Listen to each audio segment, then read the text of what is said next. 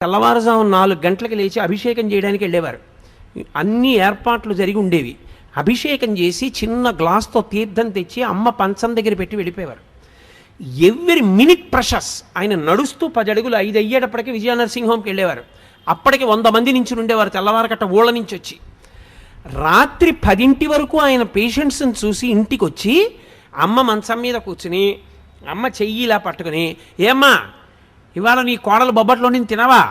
ఏం తింటాను రా, షుగర్ భయం. నీకెందుకమ్మా నేను ఉండగా, తిను ఓ బొబ్బట్టు పట్టరావే అని 2 ముక్కలు అమ్మకి పెట్టి, అమ్మ నేను వేస్తాను కదా ట్యాబ్లెట్ అని ఓ ట్యాబ్లెట్ వేసేసి అమ్మతో 4 మాటలు మాట్లాడి పక్క పక్క పక్క పక్క నవ్వి పడుకుంటే, నేను ఒకసారి వాళ్ళ ఇంటికి వెడితే వాళ్ళ అమ్మగారు అన్నారు నాతో, నాయన శరీరంలో ఓపికండి బతికాను అనుకుంటున్నావా? నా కొడుకు రాత్రి ప్రతిరోజు వచ్చి కూర్చుని అమ్మ అమ్మ అంటూ మాట్లాడిన మాటలకు బతుకుతున్నానయ్యా అన్నారు ఆవిడ.